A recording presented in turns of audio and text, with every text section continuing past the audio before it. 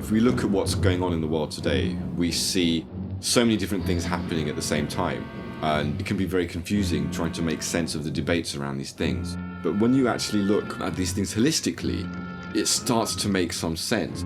Unfortunately, what we have at the moment is a lot of people in different fields looking at everything in isolation. So you've got one lot of people looking at climate change, one lot of people looking at energy, a bunch of guys looking at food, some other guys looking at the economy, some other guys looking at terrorism and foreign policy. And what I think is really important to do is to look at these things as part of a global system. And when you do that, you actually come away with a different perspective. My view, having looked at a lot of these trends, is that some of the most worrying predictions are most likely to be true. If you look at these things in their totality, what we're seeing is industrial civilization is unsustainable. And all of these different crises are really just different manifestations of the fact that this civilization in its current form cannot survive the 21st century.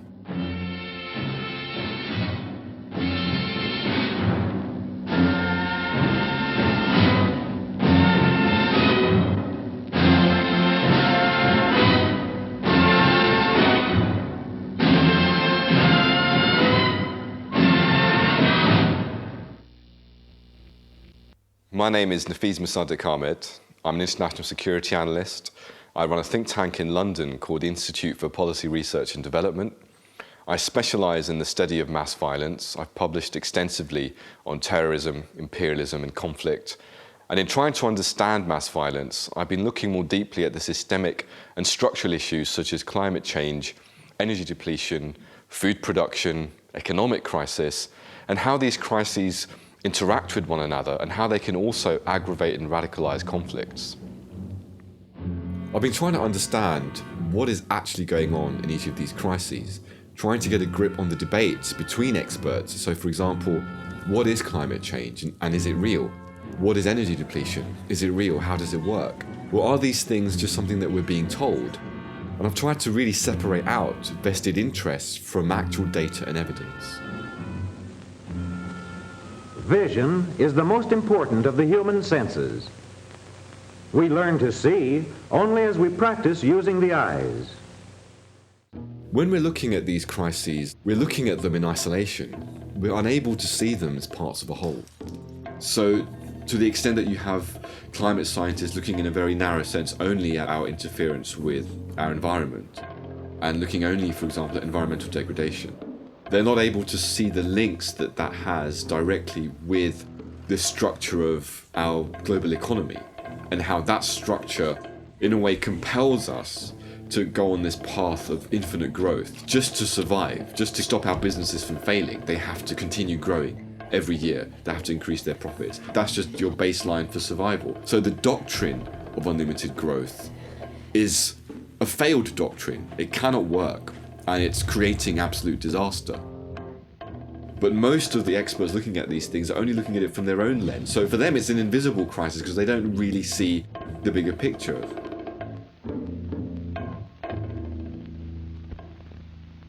Most of the institutions which are working on these things are doing so on the basis of conventional policy-making assumptions.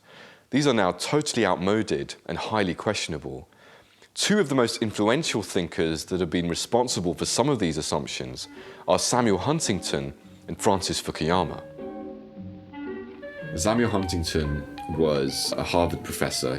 He was a political scientist, and he was also a long-time advisor to the US government. He specifically advised President Lyndon Johnson on the Vietnam War. He became quite well known for writing a book called The Clash of Civilizations in the 1990s. Where he projected that the future of international conflict would be between major civilizational blocs. So the Islamic world, the Western world, he separated these out and said that this is where there will be major conflict in the future. All I'm saying is that in some non-Western cultures, and Islam and Confucian culture are the usual examples, there's great resistance to accepting Western values of human rights and democracy because these countries come from totally different cultural traditions. The other guy that's also very interesting is Francis Fukuyama, who used to be head of policy planning at the State Department. He wrote a book called The End of History. And he argued that with the collapse of communism, there is no viable alternative to neoliberal politics or economics. The neoliberal system, where you have liberal democracies, the free market system, these have triumphed. We have no other system which can offer a viable alternative. Sure, if you want to measure greatness by purely selfish materialism, sure. All right, then how do you want to measure it? Well, there are other values, Now, wait a minute, just a minute. What's wrong with this type of materialism? I mean, it's the difference between life in the jungle and life in civilization. So the ideas of Huntington and Fukuyama became kind of fused into this overall idea that the current system we have is in fact the most advanced system ever possible for humanity. And the violence that we have in this system are conflicts with lesser civilizations, such as the Muslim world. When you believe these things, when you believe the current system is the best we have, and when you believe that the war on terror is just a war against crazy barbarians that hate us because of our freedom and our way of life, then you're out of touch with reality, and you don't really get the systemic causes of what's going on. So when policymakers see things like climate change, peak oil, the economic crisis, or the fact that we're reaching limits in food production, they try to deal with them in isolation, instead of recognizing that these crises are fundamentals of a failing global system. Because of this ideology, because of these subliminal ideas, we're straitjacketed, and we're unable to respond in the way that we need to. Recognizing that we need not just tinkering, but transformation of the system. But the question is, how do we do that? My view is that we need to go back to each of these crises, understand how they work, and how they're so fundamentally interconnected.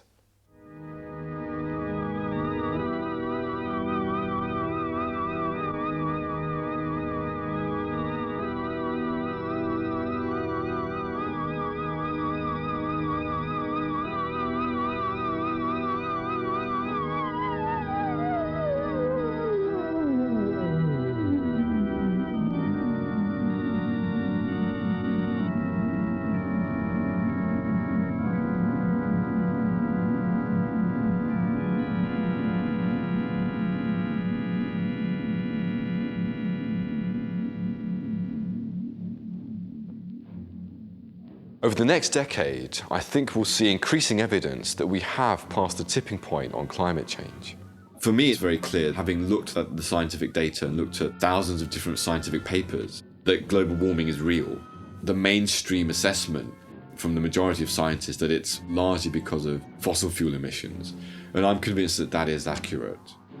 And I've looked in detail at a lot of the skeptic arguments that suggest, for example, that maybe climate change is due to natural variations such as the sun, or it's due to cyclical variations in the Earth's natural climate cycles. I did this with an open mind, and I came to the conclusion that while these are certainly factors in understanding climate change, they do not explain the current trend of global warming. For me, really, the debate is how fast it's happening, and is it likely to create serious problems for civilization to survive?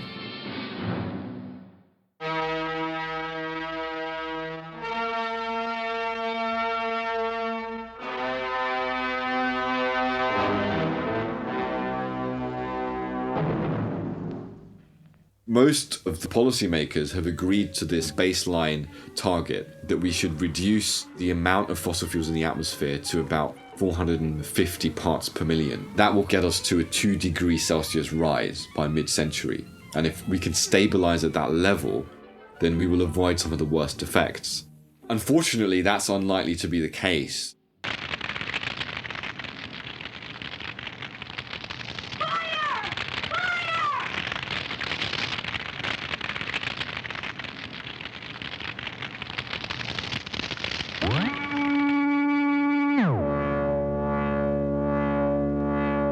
We have a lot of new scientific data which has come in the last few years. For example, the work of James Hansen, who is the head of the NASA Department on Climate Science. He has argued that actually you're looking at 350 parts per million as the maximum atmospheric concentration of greenhouse gases that is safe, and that actually we need to be below that. And he said once you go past that level, then you will probably go past a 1 degree Celsius rise in global average temperatures. And once you get past 1 degree, he says, you're looking at major changes in ecosystems that by themselves would lead to positive feedbacks between different ecosystems that could then lead to further changes that are difficult to predict. And once those changes got underway, there is a danger of irreversible changes to our climate that could then lead to a runaway warming process.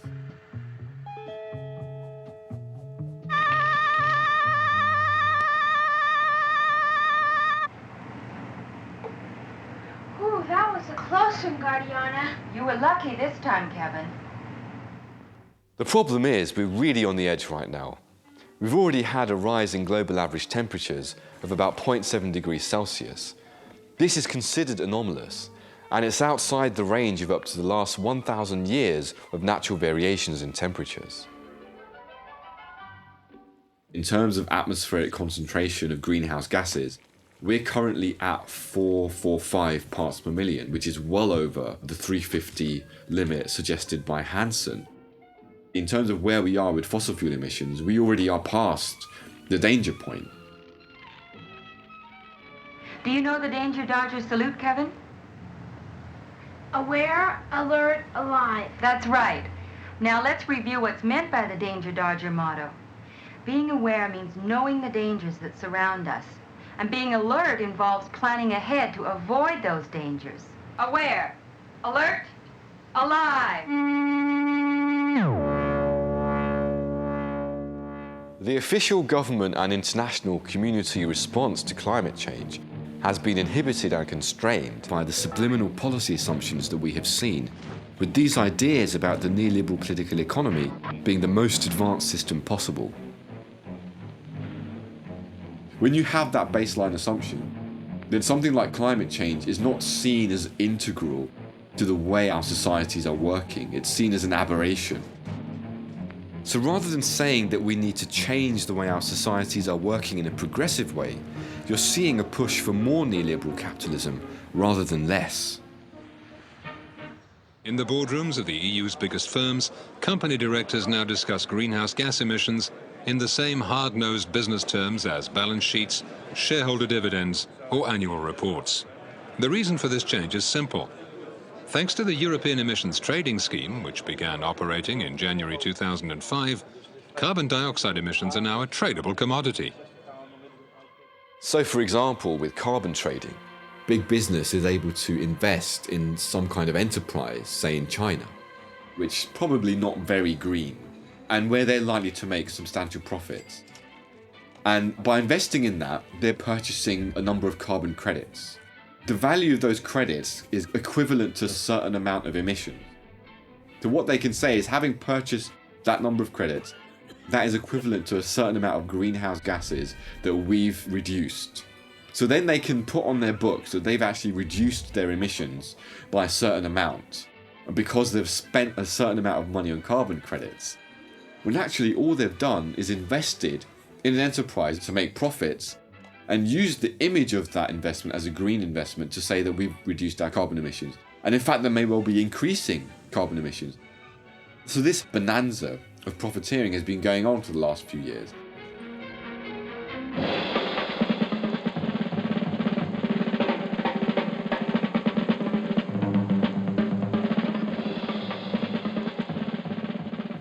This justifies skepticism. And I can understand why people are skeptical of the science, but the science is not the problem here. It's the way in which the political players are exploiting the science in order to legitimize their own vested interests. Well, it's a tremendous book, and I guess it was in the Times today, they said that you may be working on being the first carbon billionaire, and in a critical sense, they say that you're advocating something that could make you wealthy. And we should also be skeptical of the people on the right who are denying climate change, while at the same time taking money from the fossil fuel industries, because they are also just acting in their own vested interests. Hi, I'm Senator Jim Inhofe from Oklahoma and the top watchdog of the Obama administration's global warming agenda. I couldn't be happier and poor Al Gore couldn't be more upset.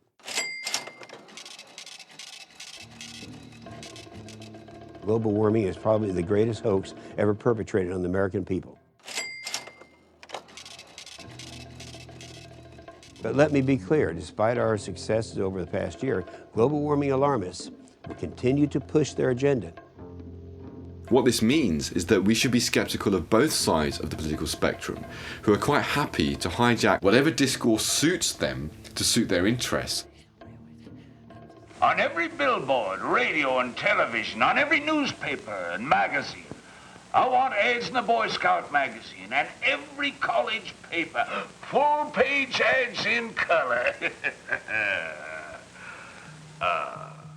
What we really need to look at is the link between climate change, our dependence on fossil fuels, these vested interests who control the fossil fuel industries, and of course the wider neoliberal global political economy, which is designed to meet their interests, and a very consumerist society, which plugs us into that system and keeps it chugging along.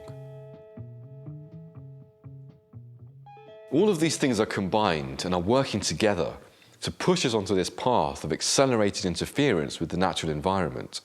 But if we're going to deal effectively with climate change, then we're going to have to more thoroughly understand our addiction to fossil fuels. Dad, can I take the car into town now? Okay, Alan, go ahead. But take it easy. Oh, I'll be real careful. Goodbye. He'll be all right. Look at the guy go. Hey, maybe we better go along with him, make sure he gets there all right. Okay, buy me soda. Okay, fine. Goodbye, everybody. Bye.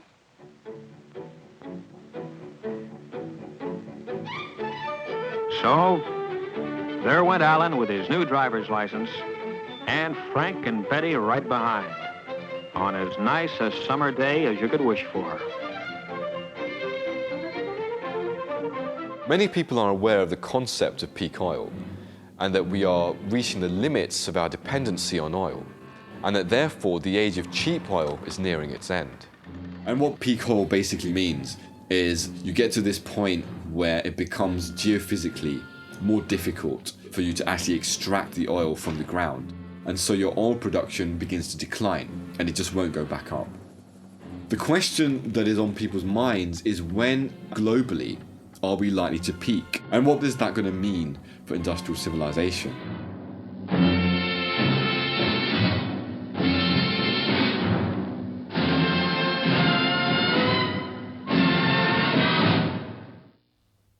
Oil production for any oil reserve passes through three main stages, and this was outlined by the famous geophysicist Dr. M. King Hubbert in the 1950s. And he said, first of all, production begins at zero. It will then rise exponentially. It will then hit a midway point where you've depleted half your reserves. And then at that point, roughly, it will begin to decline. And it will decline increasingly and exponentially towards depletion. And that's the Hubbert curve. He predicted the peak of US oil production in the 1970s. And when he predicted that, most of the people in the oil industry at the time said that you're a pessimist, you're a doomsayer, it's not going to happen, we've got abundant oil reserves. And he turned out to be right, his prediction was absolutely accurate. US oil production did peak in the 1970s and subsequently declined. And the US is now a major net importer of oil. It's heavily dependent on foreign oil reserves. So the issue of peaking in oil is a historical reality. It's not a theory as such.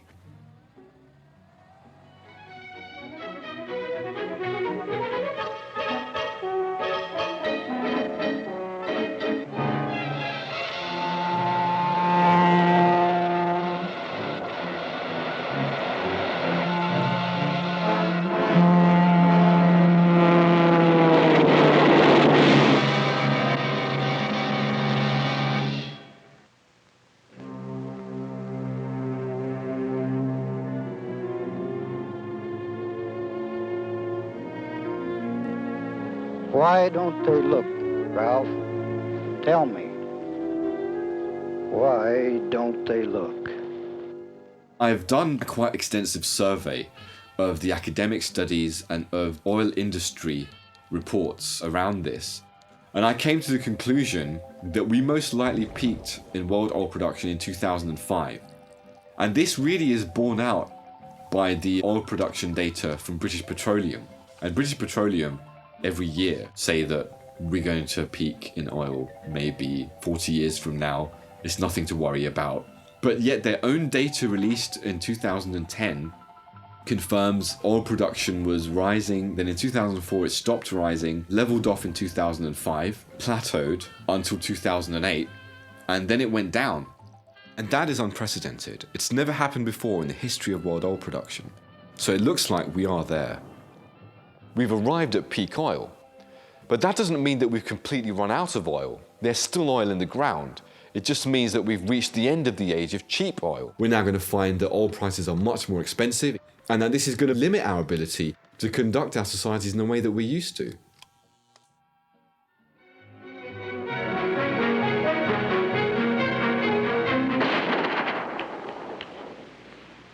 What's it to you? At this very moment, you are looking at a film whose acetate base was made with petroleum. You can even hear oil. It's in the plastic in musical instruments. Chances are your day starts with oil. Synthetic glycerin in toothpaste or alcohol in your shaving lotion. What it comes down to is that the oil industry has to please Mrs. Martin and millions just like her. Already today, she's used some 87 petroleum products, including the plastic bacon wrapper and the wax of the milk carton. She'll top 100 before the day is over. So are there any alternatives to conventional oil? Well, I think we have a problem with all mineral energy resources. For example, unconventional oil, such as tar sands and oil shale. It's increasingly clear that the energy return on investment, the amount of energy that you get out compared to how much you put back in, is very, very small compared to cheap oil. And it's just not going to be enough to actually meet demand. And of course, the other issue with tar sands is that it's environmentally very, very exhaustive. It relies on billions of cubic feet of natural gas just to produce a couple of barrels of oil. You need to have extensive fresh water, extensive sources of energy. The whole process is very, very intensive and long. So tar sands and oil shale are really not going to help. Natural gas might be able to fill the gap a little bit, but again, it's not going to last beyond a couple of decades. With coal production, again, estimates vary, but increasingly a number of studies are showing coal production will peak in around 2025, something like that. And that could really only be offset by new discoveries, and I don't think we're going to have many new discoveries of coal. However, an atomic energy power plant has already proved feasible. The future supplying of electric power to entire cities is far from impossible, while nuclear power in locomotives, submarines, ships, and even very large airplanes may all but revolutionize future transportation on land, sea, and air. You know, a lot of people say that nuclear energy is the magic bullet that will solve all of our problems. It's fossil fuel free, and it's a powerful source of energy to replace fossil fuels, to fuel industrial levels of growth. The problem is that it's not fossil fuel free. Many studies prove that there are fossil fuels emitted in almost every aspect of the process of exploiting nuclear energy, from going out and mining and extracting the uranium, transporting it, milling it, processing it, and then in the process of waste disposal as well. All of these things require fossil fuel intensive activities. So the question is, what source of energy can we rely on? Hey, Judy, I'll buy a couple of eggs this morning. Okay, dear. Oh, but get a move on or you'll be late. It's a great life, eh, Bob? When you stop to think about it, we take a lot for granted. And why shouldn't we? But you know, somebody has to look after the things we take most for granted.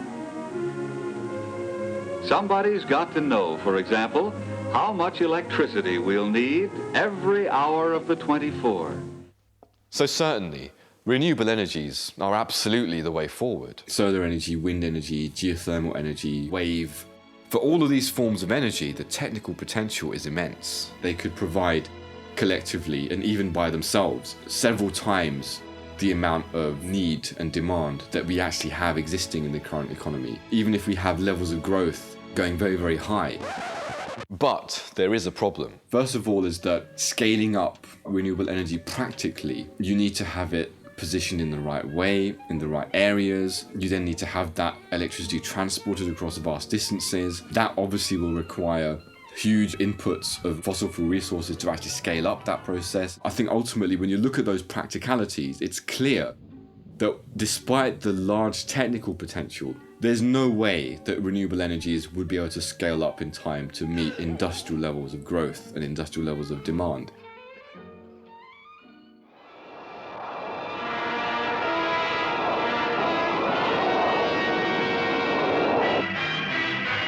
But right now, you can ride along with the Happy Go Spending, Buy It Now, young adults of today.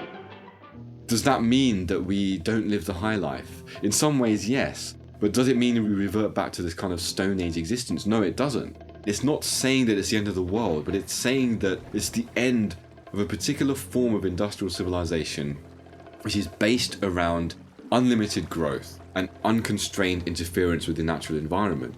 And then that form of civilization has to change, and if it doesn't change, it will not survive, and either it's going to go down with a bang, or it's going to be a mitigated decline, and we could see a much more positive and sustainable change. But either way, whatever way we look at it, whether we're looking at it from the perspective of hope or danger, from the perspective of collapse or renewal, we are inevitably going to see a civilizational change.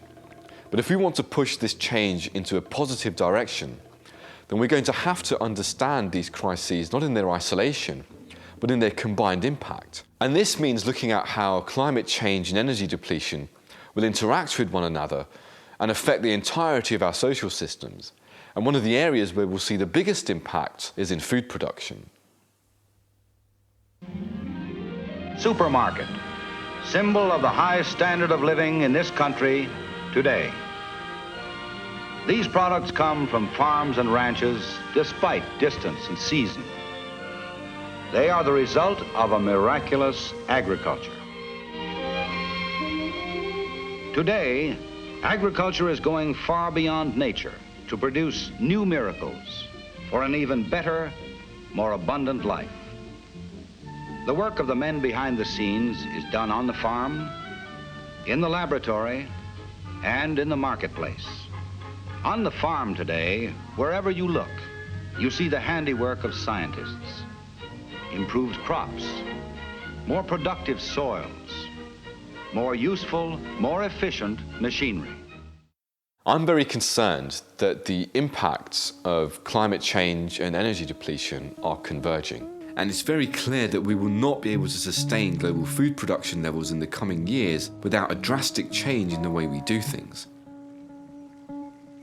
On the one hand, you have the impact of global warming. Due to erratic weather, for example, increased droughts and increased floods in different regions, we will see many more crop failures which will drastically impact on global food production. The other issue, of course, is energy.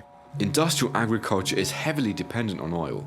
We are dependent on oil-based fertilizers and pesticides, and if we reach a point where supplies of hydrocarbon energy are diminishing, we will be unable to sustain industrial agriculture in order to meet world population needs.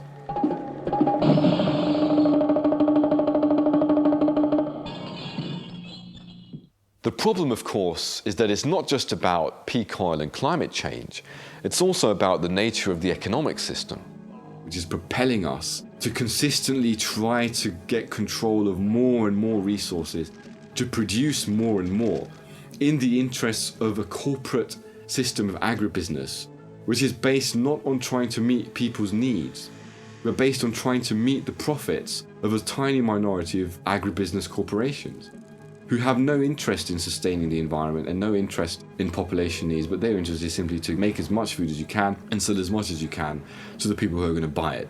So that means producing for the interests of the industrial societies in the north and trying to maximize their consumption at prices that can maximize your profit. What's happening as a result is that more and more of the world's fertile land is being used up. The other problem is that the very methods of industrial agriculture are diminishing the soil. We degrade the soil at a rate that it can't renew itself in time for us to continue producing enough food.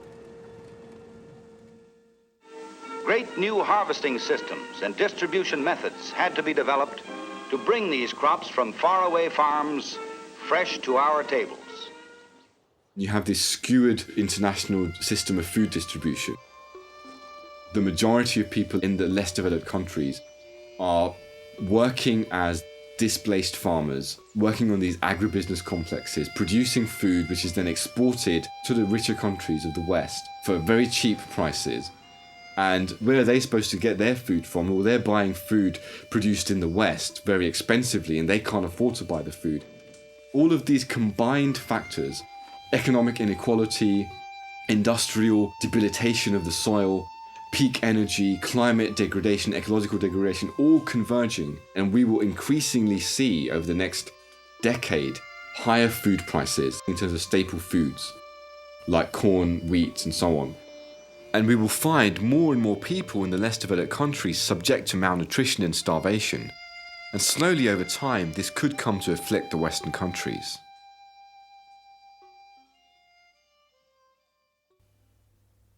All of these factors are consistently pushing us towards a solution based on participatory forms of organization, more localized forms of agriculture, more organic forms of agriculture which aren't reliant on oil. And I think overall, the question that we need to ask is that form of agriculture going to be sufficient to maintain our needs? Is it desirable to sustain the kind of levels of overconsumption, perhaps, that go on in Western countries? Certainly we need to stop wasting so much food as we do here in the West. We throw away millions of tons of food. This is an inherent part of the supermarket system, and it's part of the profit-making incentive. Is there a way in which we can reduce that? Can we sustain high levels of consumption under organic agriculture? One of the best studies I read was done by the University of Michigan and their environment department.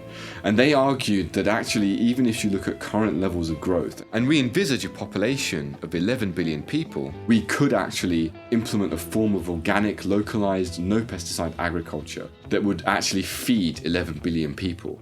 And that would be clean, that wouldn't be reliant on fossil fuels. And that's a very astounding and very interesting study. Being pragmatic about it, I would say let's imagine that that's not the case. We are seeing an overall message that we do not want to keep growing. This infinite growth has to stop. We need to reach a limit. We need to have a steady state system of some kind.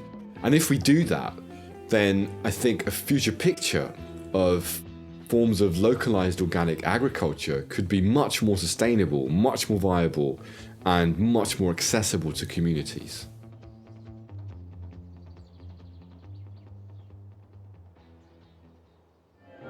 Now came the moment we'd waited for so long. Out we went, gay as larks.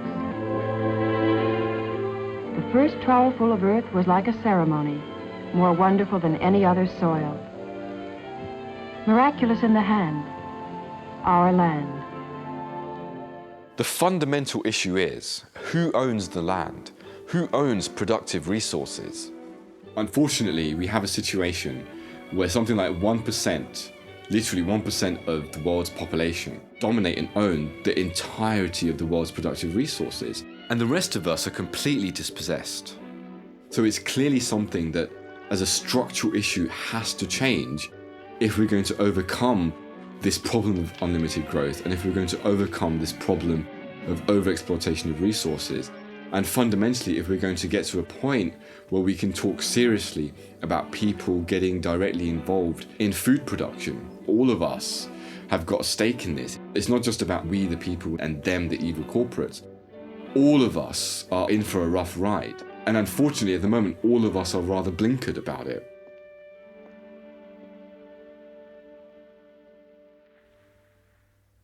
And now, intermission. Refreshment time.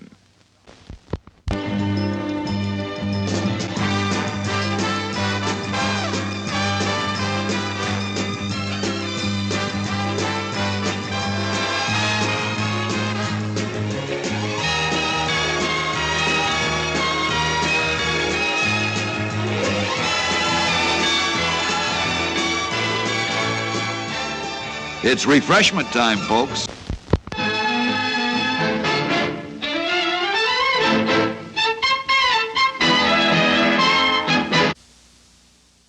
Hello, I'm Mr. Money. People can't seem to get along without me as cash or credit. Well, here we are again. Yeah. Oh, hi, Mr. Money. Hello, John. And how are you today, Judy? Just great. You remember our learning machine over there? Well, sure, that's a great gadget. What's it going to teach us today, Mr. Money? I'll turn it on and you'll see.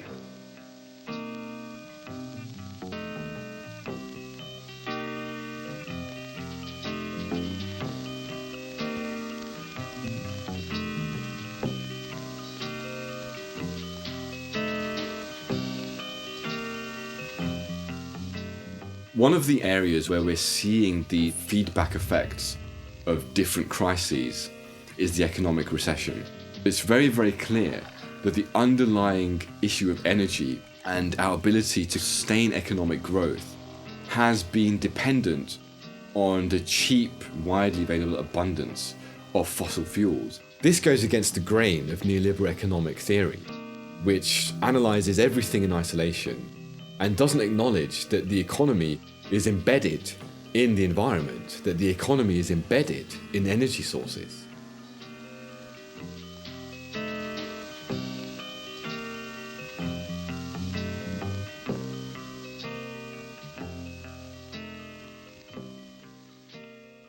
Currently, we have a fractional reserve banking system. This system is based on the idea that you have a certain amount of assets in reserve in your bank, and that you have the ability to lend out certain multiples of that asset in the form of money. So for example, you have £1 in reserve. You can lend out multiples of 8 to 10 times the amount that you actually have. What they said in the 1990s is, this is not enough.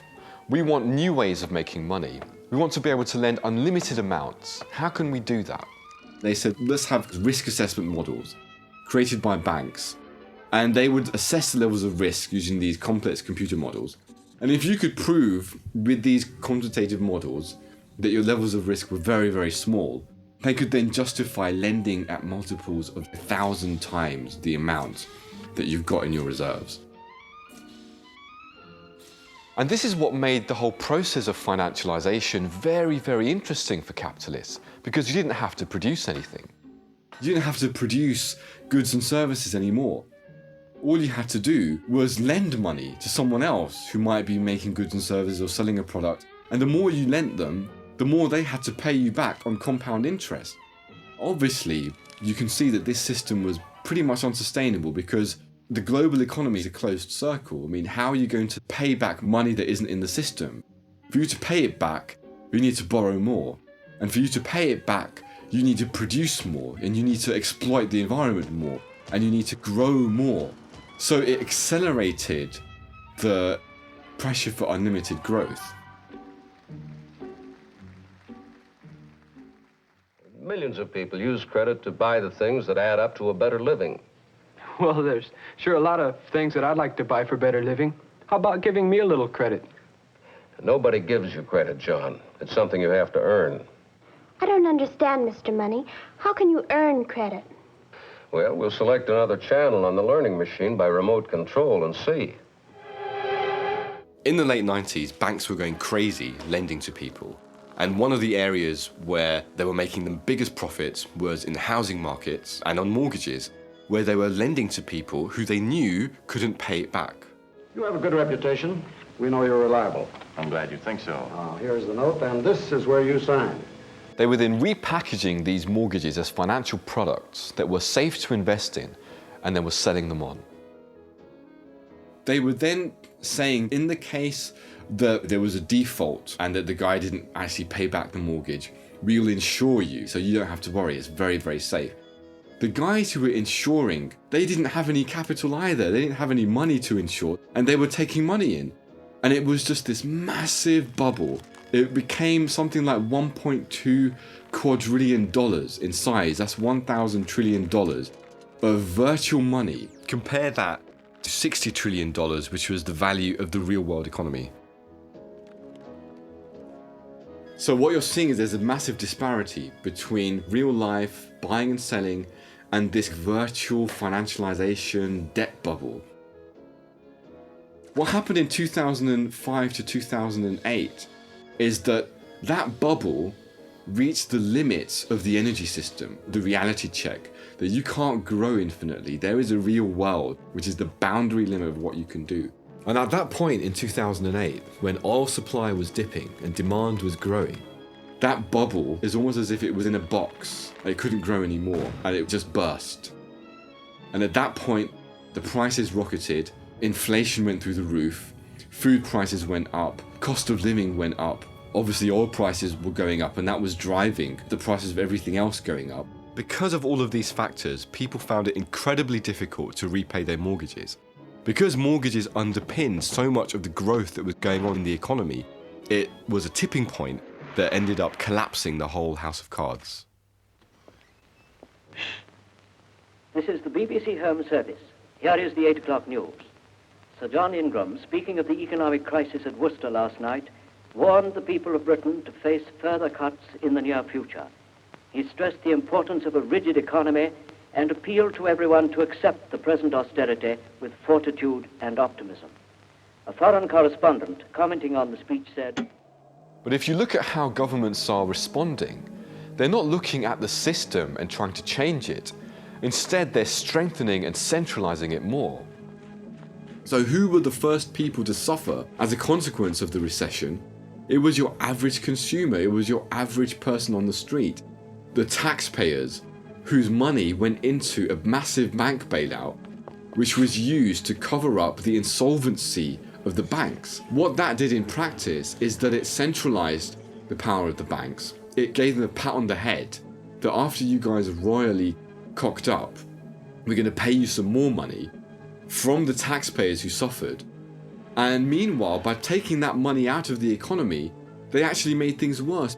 So you contracted the real economy, the productive economy, where things were needing to happen, and you created more business failures, more small business failures, more real economy contraction.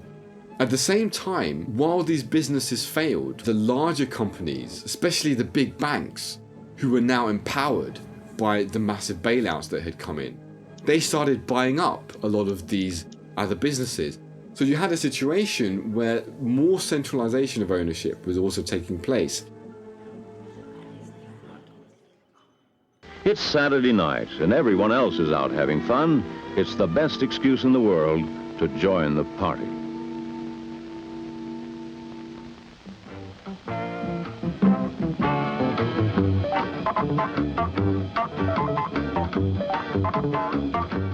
The reason why governments are responding in a way which is not dealing with the real issues is because they're adhering to this neoliberal ideology of the so-called free market system, which promotes this idea that states should have a really limited role in the economy and that we should just completely open markets and give free rein to private investors to pretty much do what they like.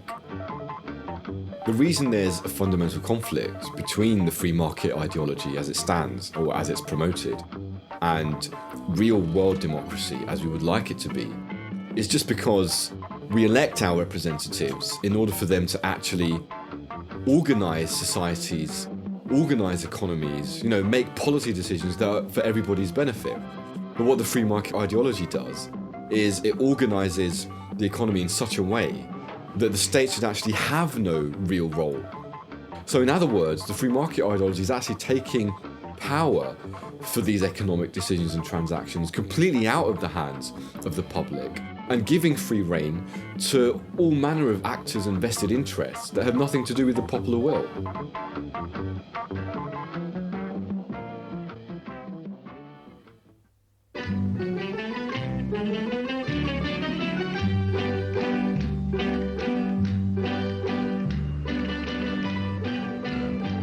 Now, this ideology on a global scale is being pushed through by these global governance institutions, mainly the IMF, the International Monetary Fund, the World Bank, as well as the World Trade Organization. And what they're doing in countries in the south are often suffering from huge levels of deprivation that have many political and social problems, and they do need credit. Is they're saying to these countries that if you're going to receive our loans, then you're going to have to abide by our rules for development. And what this actually does is it forces these countries to restructure their societies on the basis of these structural adjustment packages, to open their markets, to completely deregulate their societies, and to allow these private investors, largely based in the West, to come in and pretty much do what they like, to buy up resources, to invest, to take out capital whenever they feel like it.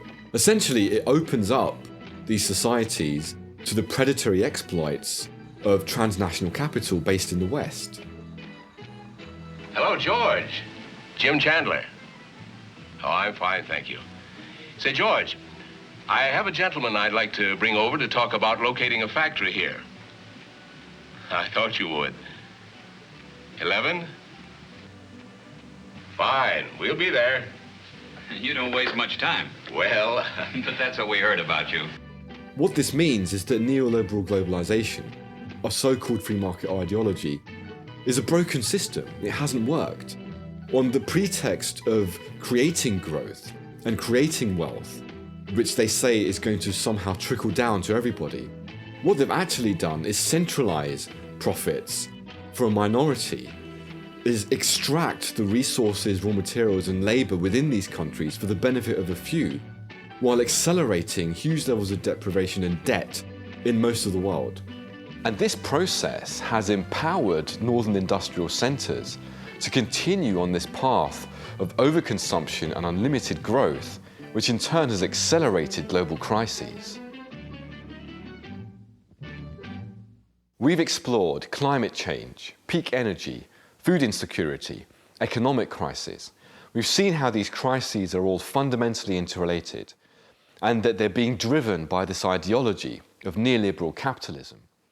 This has also helped us to recognize that the overarching assumption that we are living in the most advanced optimal system ever for humanity, what Fukuyama predicted to be the end of history, is fundamentally flawed. And if we look at the war on terror, we can see that Samuel Huntington's ideas about the clash of civilizations have become a self-fulfilling prophecy.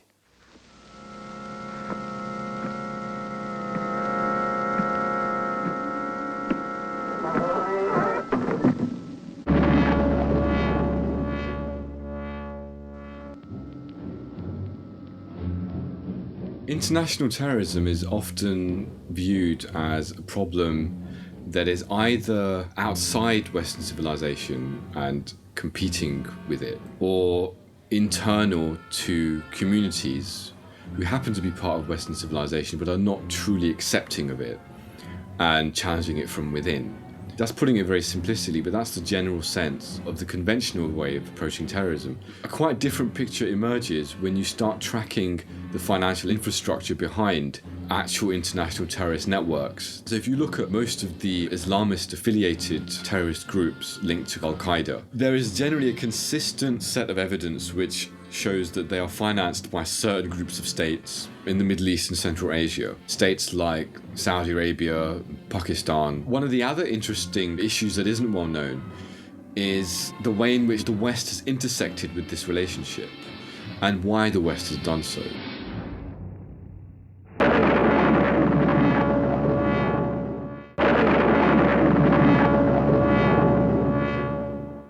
May 29th. 1933, after weeks of discussions, there was a meeting at Qasem Palace on the outskirts of Jeddah. It was there that Saudi Arab government officials representing His Majesty signed a concession covering roughly 320,000 square miles. This was the starting point of a new American business venture abroad. But ahead, there was a long, long distance to travel, a huge investment, years of effort, and no end of patience and perseverance. It's very important that we recognize how significant hydrocarbon energy resources are to the international system. To maintain production, to maintain electricity, to maintain agriculture, we are dependent on certain types of fossil fuel resources. The problem is that most of these resources are available largely in specific areas of the Middle East and Central Asia. And historically, for us to have actually maintained control and access to these resources in a cheap way, in an easy way, what we've done is we have teamed up with very, very repressive regimes in these regions, Saudi Arabia being one example, who are willing to supply to us on the terms that we like cheap sources of oil and gas.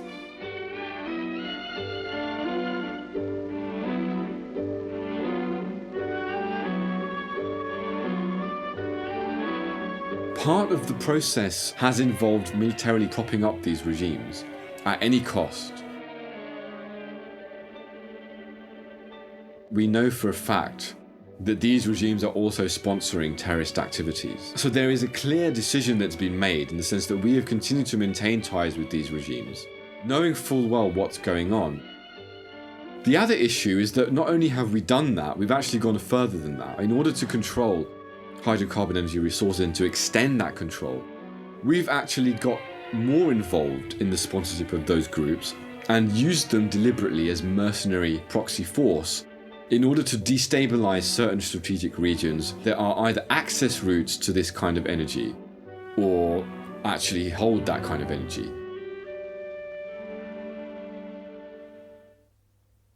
The policy of using proxy forces has happened in many regions.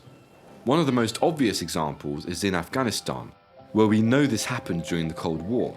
The US funded Osama bin Laden and his Mujahideen in order to counter the Soviet Union, the pretext being that we were fighting international communism. The wider context that we are not always familiar with is that Afghanistan has a very important geostrategic position in the international system, and this has been expressed by many experts in geopolitics. One of the most influential is Zbigniew Brzezinski, who was National Security Advisor to President Carter and more recently an unofficial advisor to President Obama. He wrote a book called The Grand Chessboard, where he emphasized Afghanistan's relationship to the wider Eurasian continent in terms of an access point, and that maintaining control of Eurasia is instrumental to maintaining US hegemony in general. Brzezinski was also instrumental in kickstarting the policy of funding bin Laden and the Mujahideen in order to kick the Soviets out of Afghanistan, whose presence would have undermined US control in the region.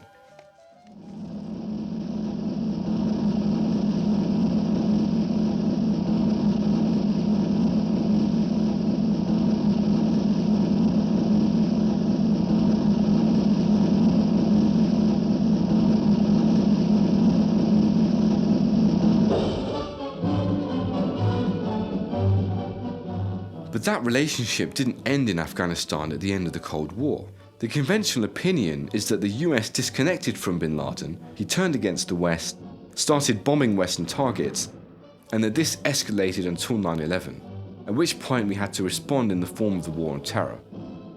There are broad areas of that narrative that I might say are correct, but there are fundamental problems with it. And one of the most fundamental problems is that we never really disconnected from Osama bin Laden. This has been corroborated by a number of intelligence experts. One of the most well-known is Sibel Edmonds, who after 9/11 was translating hundreds of pre-9/11 intelligence documents for the FBI. And she has confirmed that Osama bin Laden and the Taliban were sponsored by US intelligence services all the way up to 9/11 at the very least. She was interviewed behind closed doors by the 9/11 Commission, but none of her testimony made it into the public record, and she has been repeatedly gagged by the US government and risks imprisonment for speaking out.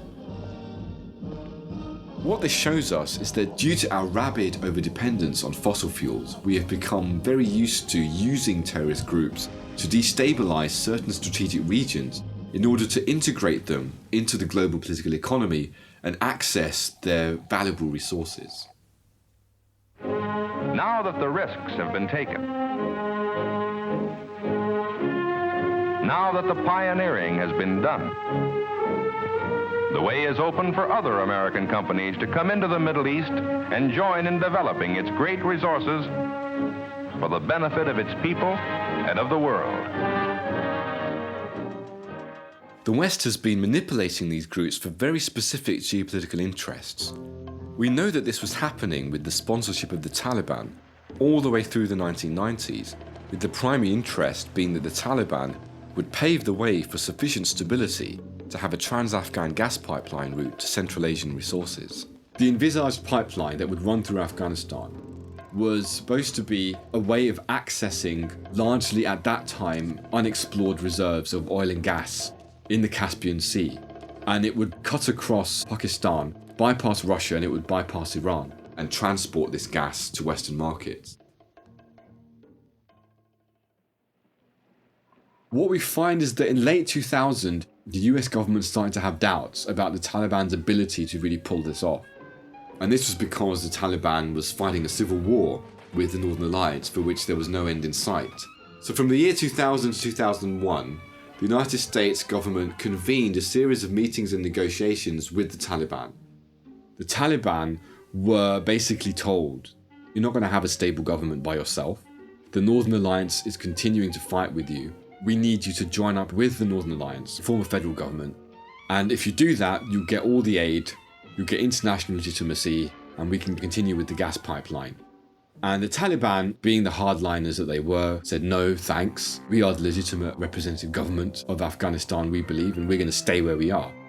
And 3 months before 9/11 was when the last meeting occurred, and the Taliban boycotted this meeting, but they were represented by Pakistani Foreign Minister Niaz Naik, who confirmed that the United States government had proposed to the Taliban that if they didn't comply with this federalization plan, that there would be military action to eliminate the Taliban, and that this action would occur by around mid-October that year, which is exactly when the war in Afghanistan actually occurred. The phrase that was used was that they would get either a carpet of gold or a carpet of bombs. And what this shows us is that the war in Afghanistan was not about fighting terrorism. It was not even a direct response to 9/11. It was already being planned. 9/11 just provided the pretext, and it was much more to do with accessing regional resources than anything to do with human rights or fighting terrorism. And now you see with the escalation of the war in Afghanistan, right now, US and British forces are trying to expel the Taliban from the southern region of Afghanistan, which is precisely where the Trans-Afghan pipeline is supposed to run. What we can say with certainty, and I prefer to stick to what we can say with absolute certainty, is that the system generates terrorism as a phenomenon, that terrorism has become integral to the way the system works. And this justifies the state's militarization of foreign policy, and it also justifies the state's increasingly draconian treatment of its own citizens.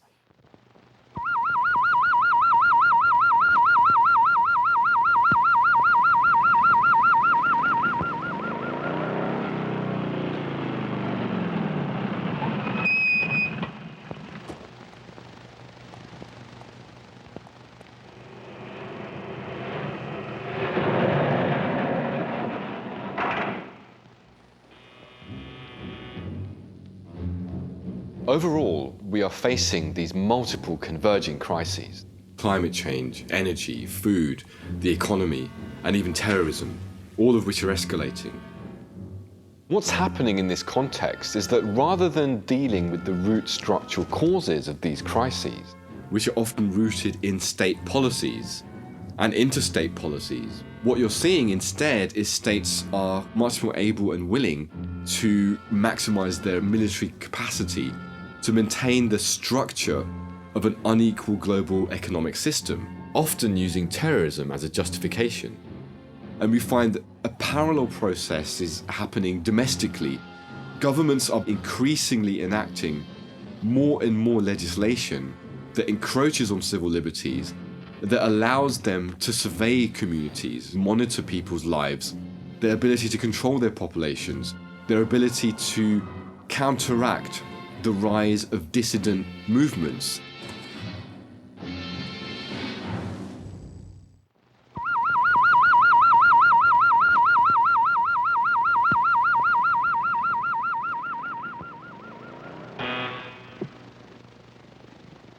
Civil defense is government operating in an emergency. By 10:55, the heads of utilities, Red Cross, military liaison, Civil Air Patrol, Weather Bureau, and all city departments are functioning as a civil defense team. When you look at some of the defence planning documents that have been released from the British, from the European Union, from the United States, planning documents created by defence planners, people working in the military, what's interesting about the documents is that a lot of them show that many of the people working on national security are aware of some of these crises. They are looking at climate change and they're saying climate change is going to be a problem. They're looking at food shortages, they're looking at energy shortages, they're looking at water shortages, and they're saying there's going to be massive stress. It's important to understand that the people creating these plans work in the military. They're not necessarily part of a big conspiracy of any kind. They're on a salary, and they're told, okay, look at these crises, find out what's going on, let's think about it. What's driving this process of militarization is a very narrow lens of looking at the world. And again, it does come back to these implicit assumptions about how the world works, these neoliberal ideas about us living in the most advanced system possible. So what you find is that when you have all of these implicit assumptions about the way the world works, and then you're coming at it from a military angle, which is all about, well, we need to defend this society against new threats, then the only way you can respond to it, if you're going to look at it from that angle, is with guns. Even though guns are never going to solve your problem, because you can't deal with economics with guns. You can't deal with melting glaciers with guns. You can't deal with the fact that you're depleting your oil reserves with guns. But when you've paid a couple of defense planners, then they're only going to come up with solutions based on guns because that's all they know. The time is 11:10. This is an official civil defense broadcast. Keep your radio tuned to this frequency. In the UK, we have what is called the Civil Contingencies Act, which passed in 2004. The government now has extraordinary powers, which it can impose on its own will if it considers that there is a national emergency. Now, what's worrying is that the things that the government is able to do in the context of such an emergency are really extraordinary. So they could confiscate property, anybody's property. They can set up new courts outside of the existing judicial system to pass judgment on things. They can cancel elections. They can set up curfews whenever they feel like, so to stop people from travelling at certain times. They can cordon off entire public areas and simply prevent people from accessing them. They can arrest people and detain them for any duration of time. What it basically does is pave the way to a full-on authoritarian state and the end of democracy.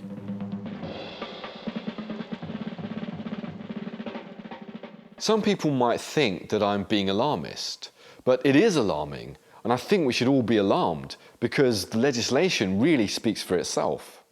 And so this day called X, which began in such an ordinary way, is no ordinary day. At 10:35, the banshee wail of the siren echoes the warning, and the city prepares for survival. These powers have nothing to do with responding effectively in a robust way to national emergencies. When you look at what the government should be doing in terms of looking locally, assessing the different kinds of risks, looking at what facilities and infrastructures are existing in different parts of the country, what do we need to do to increase the capacity of our facilities to respond effectively to real emergencies? What is the government actually doing on the ground to make us empowered to respond properly and appropriately? Nothing is happening. The government's not doing anything. There's no investment. There's no real analysis. There are some processes in place, but it's very, very minimal. So when you compare that level of inaction with the huge level of interest in maximizing the state's powers, their police powers, their military powers, and their powers of social control, there's this massive gulf.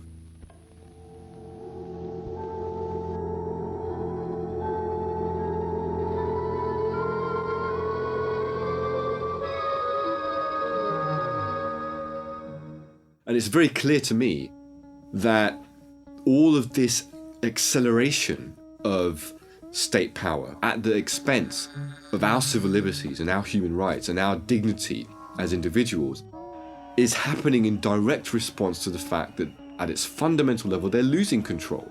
And they're more and more worried about maintaining order, maintaining the status quo, maintaining business as usual. Rather than dealing with the real causes, all they're doing is dealing with symptoms. While things actually will continue to get worse, because the systemic causes of this crisis convergence are still there. I never did anything bad. Honest. Look at yourself real close. What I'm seeing really is that a lot of the mainstream conventional thinking is not self-reflective enough. There isn't enough capacity to look at what we have done wrong. What have we done as our societies that isn't working, that needs to change? There's not enough willingness to accept that maybe the path that we've gone on hasn't been optimal, hasn't been the best way for humanity ever.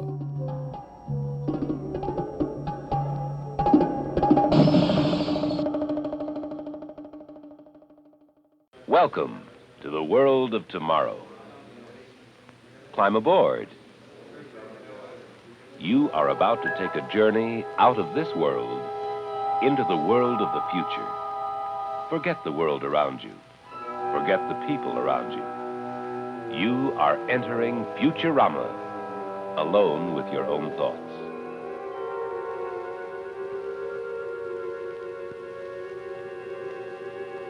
These crises really, in a way, are symptoms of a process of transition. Transition to another form of civilization, another form of social, political, and economic and cultural organization.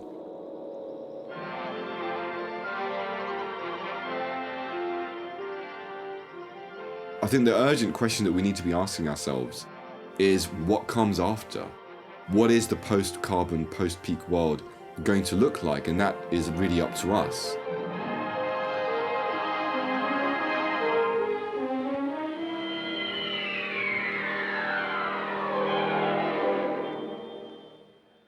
It's pretty clear that we cannot continue growing on a single planet endlessly. What this means is that if we are going to overcome these crises, we need to rethink our whole understanding of the human condition and our relationship to our environment and our relationship to one another. And that we need to move away from some of these prevailing ideas and values that have dominated our current drive towards unlimited material growth, which is being driven by these consumerist values to do with the idea that human well-being is linked to increasing consumption of material products and increasing acquisition of material goods.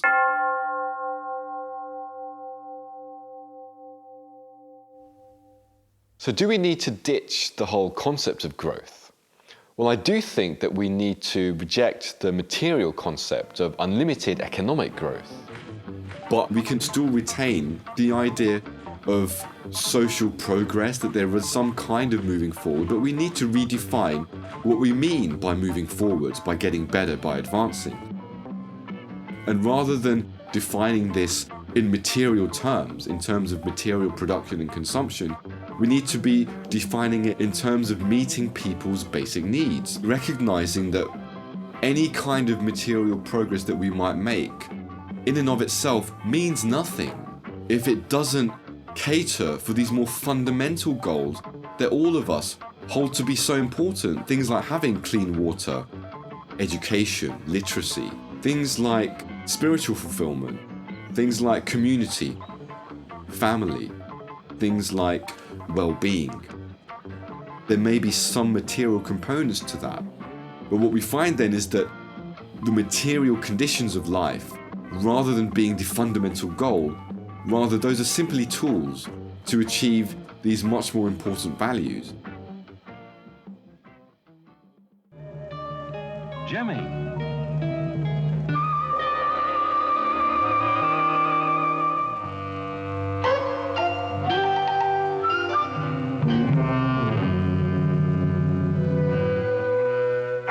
Don't be frightened. We are your friends.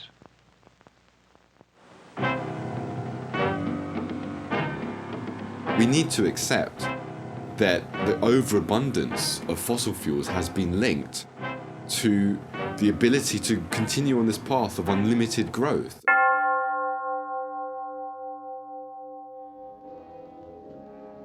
There are many viable alternatives to fossil fuels. There is solar energy, wind energy, geothermal energy. As we've discussed, scaling up this process of transitioning to renewable energy infrastructure wouldn't be feasible. So we need to be recognizing that there should be more localization, there needs to be much less consumption of natural resources, that we need to be lowering our footprint on the earth. Renewable energy alternatives do not allow us to continue business as usual. What they allow us to do is to contract our societies to a form which is much more sustainable and much more in parity with the environment and the earth. Out of the slime and darkness it comes to inflict its life-destroying poison on the careless, the unwary, the unprotected. No sane person would deliberately expose himself to its venom. No intelligent person would venture within striking distance of its fangs. Yet today, young people are flirting with a poison every bit as deadly as that of the snake.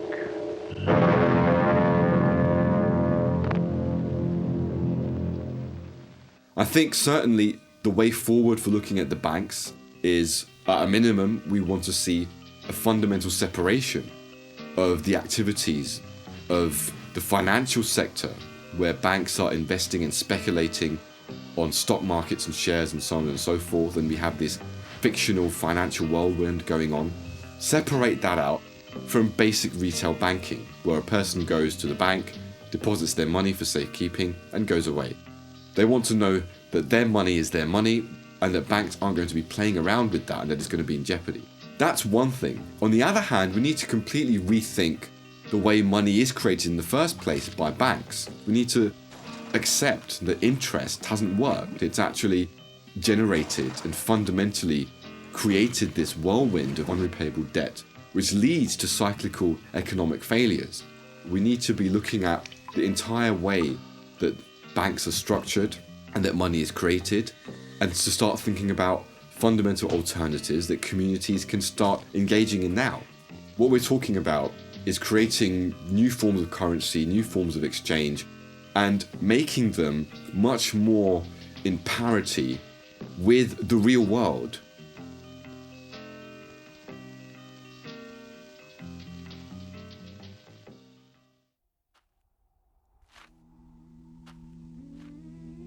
One of the most significant key structural problems is the fact that the vast majority of the world's population lives in a state of dispossession.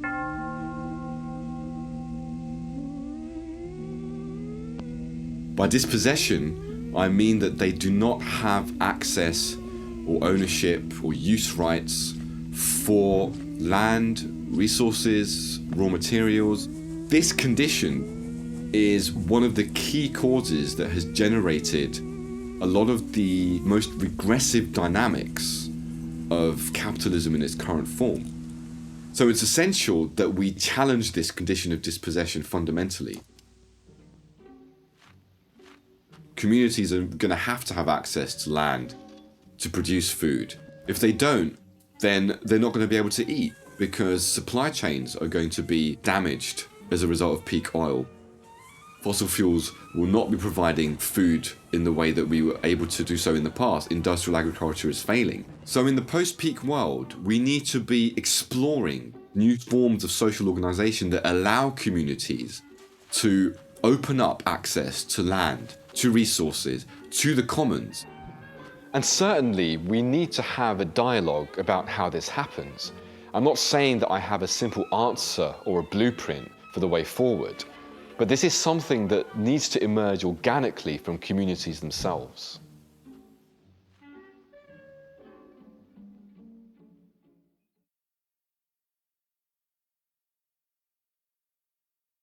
It's important to recognize that existing institutions and structures are more than likely to doggedly pursue their own vested interests, even as this accelerates global crises. But this just means that it's absolutely essential for us as communities to become much more resilient to these shocks.